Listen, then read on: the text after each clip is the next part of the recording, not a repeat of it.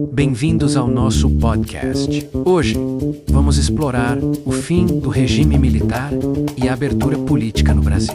Analisaremos como movimentos como Diretas Já e a Constituição de 1988 moldaram a democracia atual. Preparem-se para uma viagem pelo passado que ainda ressoa no presente.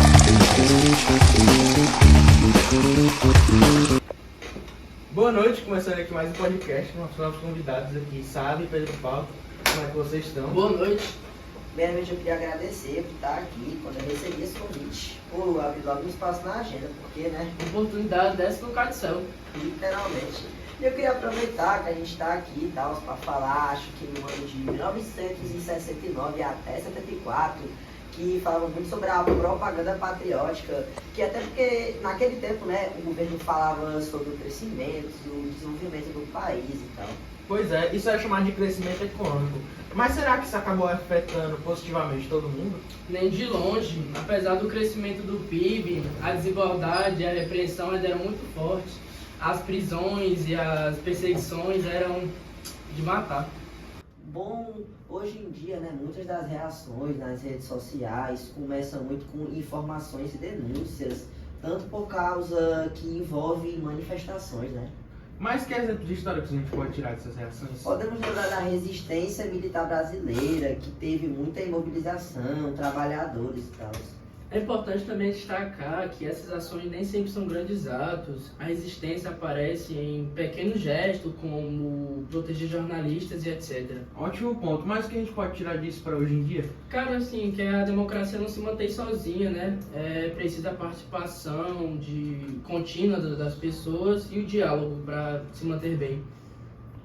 Bom, eu também queria aproveitar para relatar que durante o regime militar teve a censura de tentar controlar jornais, músicas, peças de teatro e várias exposições.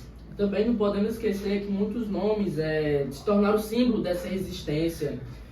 Na música mesmo, compositores como Chico Buarque, Caetano Veloso, nas suas canções mesmo, acabavam dando certos pitacos sobre a política de sua época. Mas como que eles conseguiram se expressar a partir dessas artes sem acabarem sendo barrados? Bom, eles usavam estratégias como metáforas, linguagens políticas, eles usavam vários tipos de, como posso falar, de métodos para isso. Exatamente. Nem chega atrasado. Boa noite. Só brincando. Pega no ar, sabe? Chega bem certinho, né, pai? Boa noite. Boa noite, gente. Bom, Boa noite. tem mais um apresentador que chegou. Acabou não chegando no horário, mas conseguiu chegar. Bom, gente, agora o outro assunto que eu quero falar é sobre o período Figueiredo. O período Figueiredo foi marcado pela continuação da abertura política, iniciada pela a Geisel, né, em 1979. Foi aprovada a lei da anistia, né, se eu não me engano, foi isso? Foi? Lei da anistia. E também permitiu o retorno na política e a libertação de presos. Sim, até porque, se eu não estou enganado, eles surgiram no movimento Diretas, já exigindo eleições presidenciais, diretas, grandes greves operárias e etc. E principalmente a sociedade pedia democracia e a pressão sobre o governo só aumentava. Mas como é que estava a economia nesse momento? A economia estava muito ruim. O Brasil já estava em totalmente outra época. A tal do milagre econômico já era passado. Mas não podemos deixar em vão que a censura foi gradualmente afrouxada.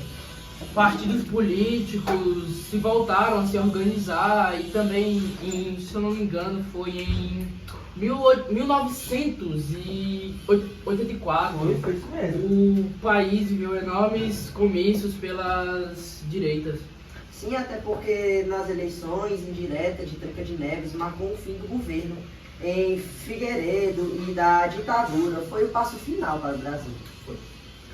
Eu também queria aproveitar o momento para falar que, naquela época foi um período de muitos desafios, inflamação altíssima, e nessa necessidade de reconstruir a economia e de garantir direitos. Também o marco essencial, que foi constituído em 1988, que que era conhecido mais como deixa eu ver se eu me lembro, Constituição do Cidadão, se eu não me engano, era isso, que ampliava os direitos de todos os cidadãos. Mas com tudo isso, quais são os acontecimentos que consolidaram a nova república? Mas, pra ter noção, a primeira realização das primeiras eleições só foram acontecer em 1989, que foram vencidas por Fernando Collor, que foi um símbolo muito importante nessa época. E ao longo dos anos, os novos partidos e os movimentos acabaram ganhando seu espaço, né?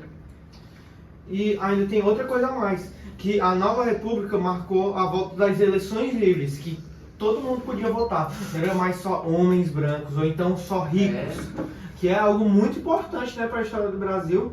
Além disso, também foi constituída a liberdade de expressão, o que é algo que até hoje é muito importante para o Brasil, que foi vencida com a censura. Um marco muito importante, né, para o Brasil.